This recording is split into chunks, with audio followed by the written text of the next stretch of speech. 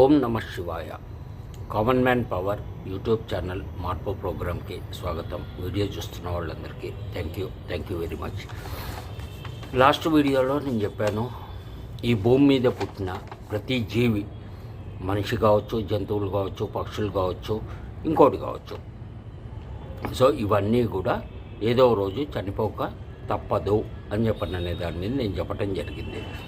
అయితే ఇక్కడ ఏంటి అని చెప్పనంటే, చనిపోవటము అనేది గ్యారంటీ. కాబట్టి దీంట్లో 3 విషయాలు ఉన్నాయి. ఏంటి అంటే, ఎప్పుడు పోతాము, ఎప్పుడు చచ్చిపోతాము, ఎక్కడ చచ్చిపోతాము, ఎలా చచ్చిపోతాము.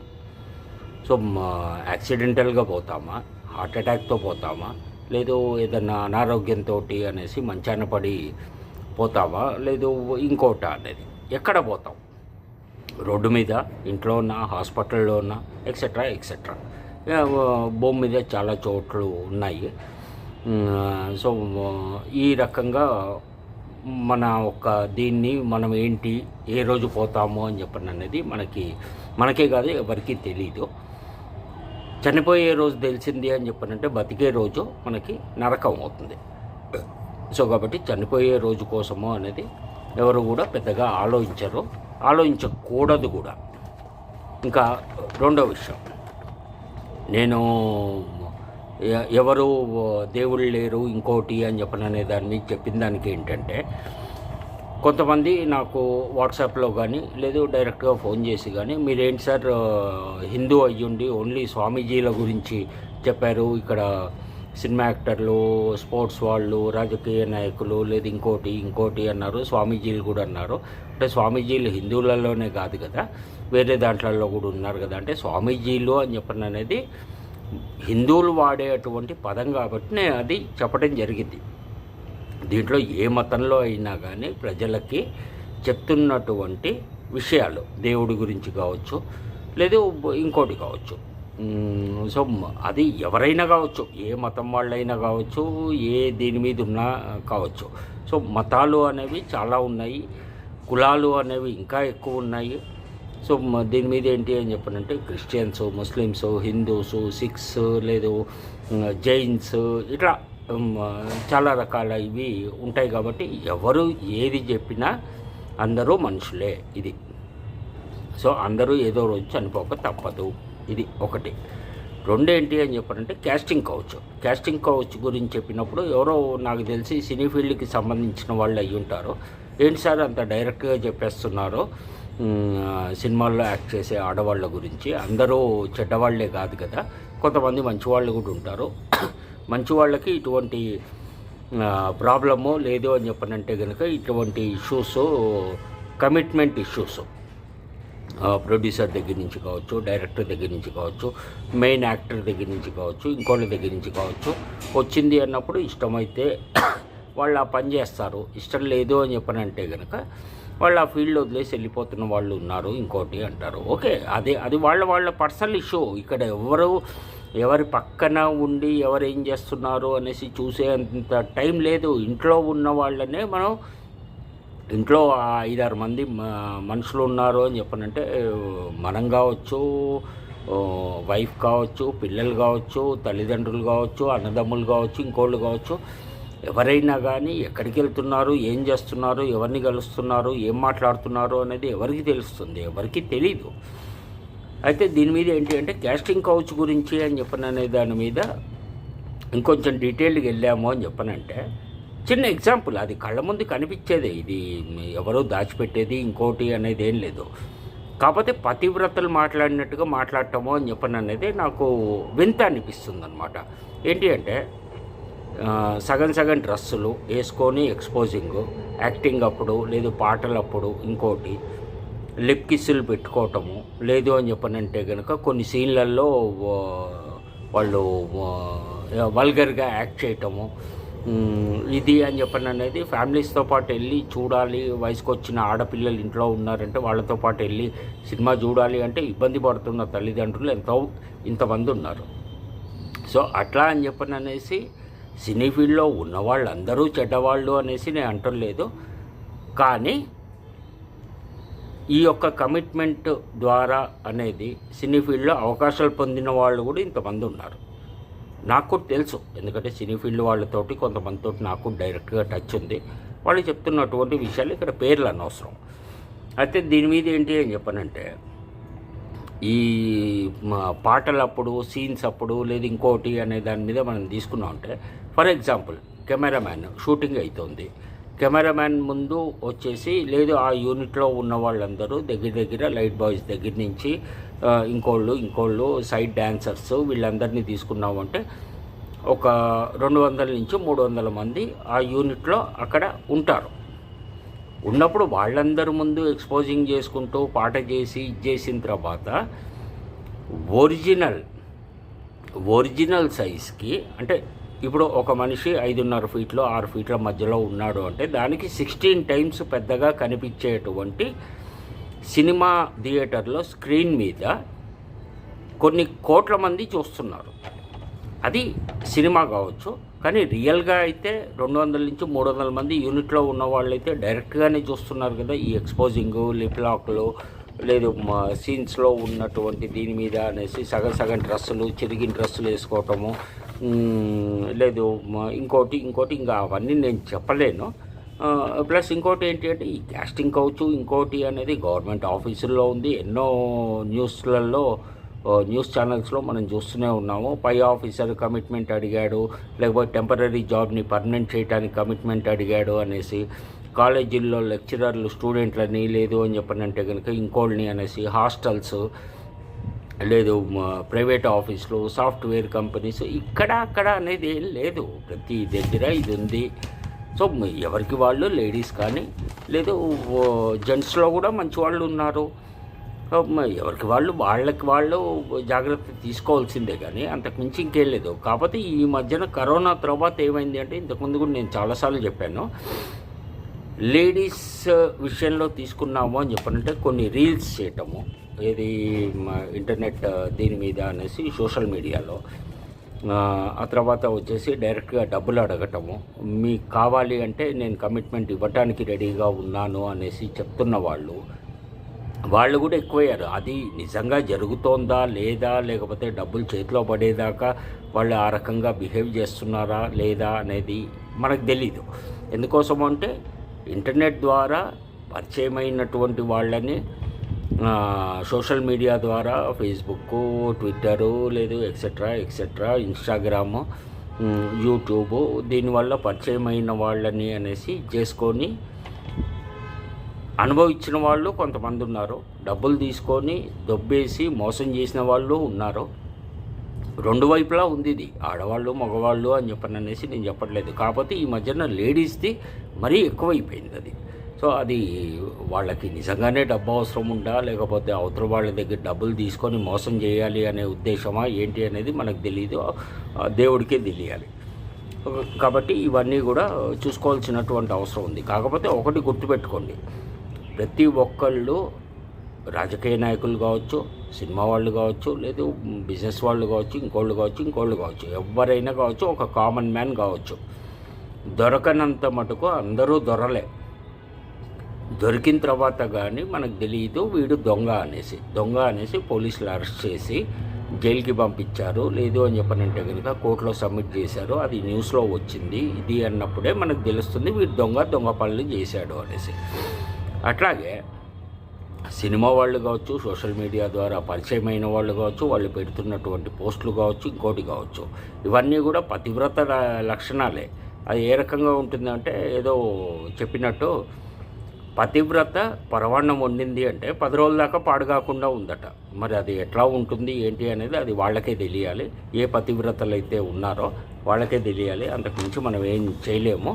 ఇంకోటి ఏంటి అని చెప్పనంటే, ఈ సినీ ఫీల్డ్ అని చెప్పననే దాని మీద చాలా ఓవర్గా ఏదైతే జరుగుతుందో సినిమాలలో చూపిస్తున్నటువంటి కథ కావచ్చు, లేదు స్క్రీన్ ప్లే కావచ్చు, లేదు ఆ ఒక వైలెన్స్ కావచ్చు, ఇంకోటి కావచ్చు, ఇదేంటి అని చెప్పనంటే బై 2030 గుర్తుపెట్టుకోండి, ఇది 2025 ఫిబ్రవరి 3వ తారీఖు నేను చెప్తున్నాను. 2030 డిసెంబర్ 31వ తారీఖుకి ఒక్క సినిమా థియేటర్ కూడా ఉండదు. దేశం మొత్తంలో కాదు, ప్రపంచం మొత్తంలో కూడా 99.9% ఉండవు. ఎందుకోసం ఉండవు అంటే మొత్తం అన్నీ కూడా ఓటీటీలోకి వెళ్ళిపోతున్నాయి. ఓటీటీలో ఇంకా ఇక ముందు ఇంకో 2 ఇయర్స్ తర్వాత 3 ఇయర్స్ తర్వాత డైరెక్ట్గా రిలీజ్ సినిమానే ఓటీటీలో ఇచ్చేస్తారు. ఎందుకోసమో అని చెప్పనంటే ఆల్రెడీ ఇప్పుడు సినిమా వాళ్ళు ఫేస్ చేస్తే షూటింగ్లు ఆగవు. గుర్తుపెట్టుకోండి, సినిమా యాక్టర్లు షూటింగులు లేదు మిగతా టెక్నీషియన్స్ వీళ్ళు ఆగరు. అది జరుగుతూనే ఉంటుంది. కాకపోతే రిలీజింగ్కి అని చెప్పని అనేది డిస్ట్రిబ్యూటర్ ఒక్కళ్ళే ఉంటారు. వరల్డ్ మొత్తానికి ఒక ఓటీటీ కంపెనీ ఉంటుంది.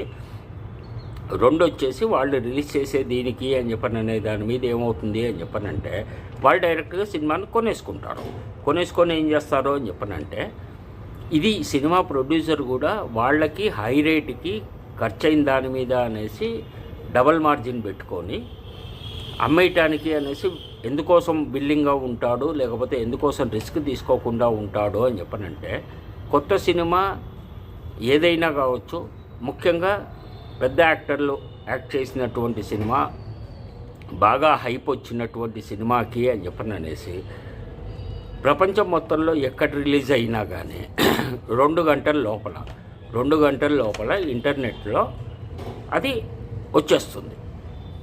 సో పైరసీ అనేది ఒక ప్రాబ్లము. 2 వచ్చేసి ఓటీటీ వాళ్ళు కొన్ని సినిమాలు అయితే ఇప్పుడు డైరెక్ట్గా ఓటీటీలోనే రిలీజ్ అవుతున్నాయి. బయట ఎక్కడ సినిమా థియేటర్లలో రావట్లేదు. ఓటీటీ వాళ్ళు కూడా మంచి రేటే ఇస్తున్నారు, ఇచ్చేస్తున్నారు. నెక్స్ట్ జరగబోయేది ఓటీటీలో కూడా ఏం జరుగుతుంది అనేది నేను మీకు చెప్తాను. ఎందుకంటే ముందు ఆలోచన కొంత ఉండాలి. ఏం జరుగుతుందంటే ఓటీటీ వాళ్ళు డైరెక్ట్గా సినిమాని కొనేసుకున్నారు 200 కోట్లకి 300 కోట్లకి అని చెప్పని అనేసి అన్నప్పుడు వాళ్ళు ఏం చేస్తారు అంటే ఇప్పుడు మనకు ఉన్నటువంటి కేబుల్ కనెక్షన్కి ఐడి తీసుకుంటారు వాళ్ళు. నెక్స్ట్ జరగబోయేది ఐడి తీసుకొని ఒకళ్ళే చూడాలి, ఒకళ్ళ ఇంట్లోనే చూడాలి, అదే ఐడి లాగిన్ అవ్వాలి. దీనికి ప్రతి సినిమాకి వాళ్ళు ఏం చేస్తారో అని చెప్పినట్టు 300 రూపీస్ అంటారు. 300 రూపీస్ కట్టి మీరు సబ్స్క్రిప్షన్, ఇయర్లీ సబ్స్క్రిప్షన్ వేరు. అది నెలక 3 నెలక 6 నెలక సంవత్సరానిక తీసుకున్నటువంటి యాప్కి సబ్స్క్రిప్షన్ వేరు. కొత్త సినిమా రిలీజ్ రోజు మీరు చూడాలి అని చెప్పని అనేసి అనుకుంటే ప్రతి సినిమాకి 300 రూపాయలు వాళ్ళు కరెక్ట్ చేసుకొని మీరు డైరెక్ట్గా మీ కన్వీనియంట్ టైంలో మీరు చూసుకోండి అని చెప్పని అనేసి అంటారు. ఇది మనకున్నటువంటి కేబుల్ కనెక్షన్ ఐడి ఎందుకోసం తీసుకుంటారు అంటే ఈ యొక్క దీన్ని ఇది లాగిన్ పాస్వర్డ్ని, లాగిన్ యూజర్ నేమ్ లేదు పాస్వర్డ్ని ఇంకో 10 మంది పంచుకోకుండా ఉండటానికి అనేసి జరగబోయేదే వినండి. ఆ తర్వాత ఇంకోటి ఏంటి అని చెప్పనంటే ఈ సినిమాలు మనకి థియేటర్స్ మూసేయటానికి లేదు ఇంకో దానికి అని చెప్పని అనేసి మెయిన్ రీజన్ ఏంటి అంటే పార్కింగ్. ఇంటి దగ్గర నుంచి వెళ్ళాలి, టికెట్ల గురించి అని చెప్పని అనేసి లైన్లో నిలబడాలి, లేదా ఆన్లైన్ బుకింగ్ చేసుకున్నాం అంటే రేట్లు ఎక్కువ ఇవ్వాలి. ఇంటర్వెల్లో ఒక పాప్కార్న్ 200 రూపాయలు 300 రూపాయలు పెట్టి కొనుక్కొని, లేదు మిగతా ఐటమ్స్ అన్నీ కూడా హయ్యర్ రేటుకి కొనుక్కొని మంచినీళ్ళతో సహా ఇవన్నీ చేయాల్సిన అవసరం ఏముంది? ఓటీటీలో డైరెక్ట్ రిలీజ్ అయింది. పెద్ద టీవీలు, స్మార్ట్ టీవీలు ఎవరి దగ్గర అయితే ఉన్నాయో వాళ్ళు హోమ్ థియేటర్ పెట్టుకుంటారు, దాంట్లో చూసుకున్నారు అన్నప్పుడు వాళ్ళ కన్వీనియంట్ టైంలో వాళ్ళు చూసుకుంటారు. కావాలి అంటే ఫార్వర్డ్ చేసుకోవచ్చు, లేదు అని చెప్పనంటే బ్యాక్వర్డ్ చేసుకోవచ్చు. ఏదైనా సీన్ నచ్చింది అని చెప్పనంటే వెనక్కి వెళ్ళి కూడా మళ్ళీ ఇంకోసారి చూసుకోవచ్చు. దాంట్లో ప్రాబ్లం ఏం లేదు. సో కాబట్టి ఇవన్నీ కూడా దీనికి అని చెప్పని అనేసి ఉంటుంది. అయితే సినిమా బడ్జెట్ పెరగటానికి దీనికి అని చెప్పని అనేసి సినిమా యాక్టర్లు, డైరెక్టర్లు తీసుకునేటువంటి రెమ్యునరేషన్స్ ఇంకోటి ఏవైతే ఉన్నాయో అవన్నీ కూడా తగ్గించి చేశారో అని చెప్పనంటే కనుక సినీ ఫీల్డ్ బతుకుతుంది. థియేటర్లు అనేవి ఉండవు, ఇట్స్ కన్ఫామ్. 2030కి ఒక్క థియేటర్ కూడా ఉండదు. ఉన్న థియేటర్లు అన్నీ కూడా ఏ అపార్ట్మెంట్లో లేకపోతే కమర్షియల్ కాంప్లెక్స్లో, షాపింగ్ మాల్స్ అయిపోతాయి. సిటీలలో, పల్లెటూర్లలో ఉన్నవి మరి ఏం చేస్తారు అనేది మనకు తెలీదు. బహుశా 90% ఫంక్షన్ హాల్స్ అవుతాయి అవి. అది ఇంకోటి ఏంటి అని చెప్పనంటే దీని మీద అని చెప్పని అనేసి సినీ ఫీల్డ్ ఇప్పుడు ప్రస్తుతానికి చాలామంది చిన్న యాక్టర్లు, డైరెక్టర్లు, చిన్న ప్రొడ్యూసర్లు, అప్కమింగ్ ప్రొడ్యూసర్లు, డైరెక్టర్లు వీళ్ళందరూ చెప్తున్నది ఏంటి అని చెప్పారంటే సినీ ఫీల్డ్ మొత్తం కేవలం 5-6 మంది చేతిలోనే ఉంది.